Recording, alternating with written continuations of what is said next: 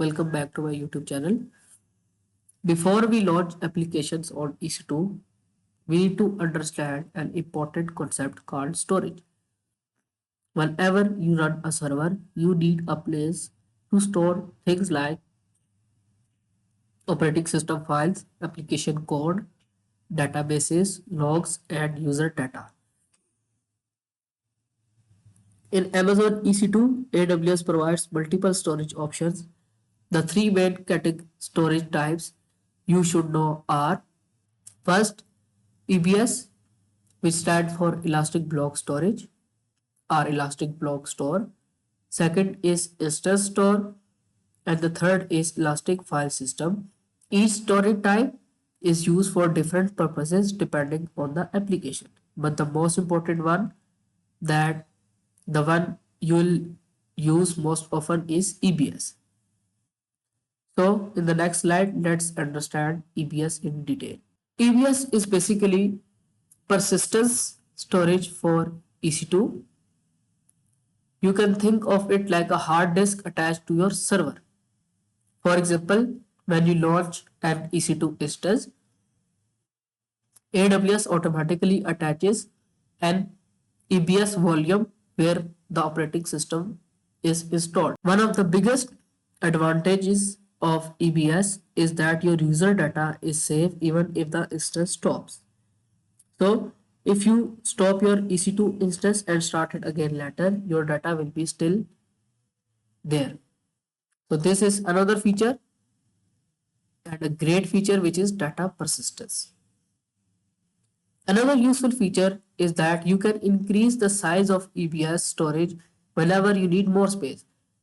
In general, when we launch an EC2 instance, we have 8 gigs or 8 GB of EBS, which is in free tier. We can use it.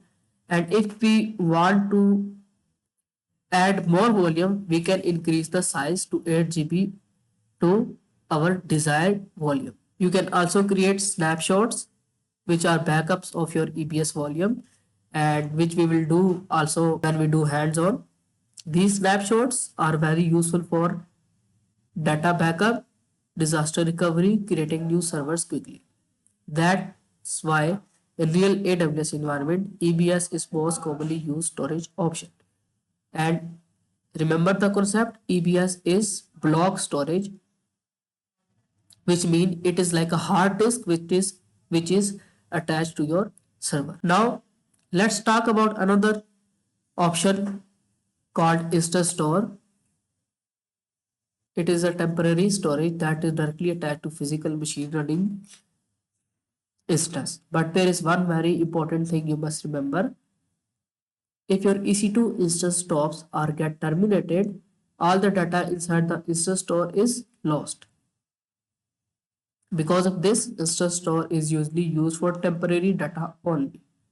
For example, caching, temporary file processing, processing large data set that do not need to save permanently. So instance store is very fast, but it is not meant for important or permanent data. Now let's talk about the third storage option, which is Elastic File System, EFS.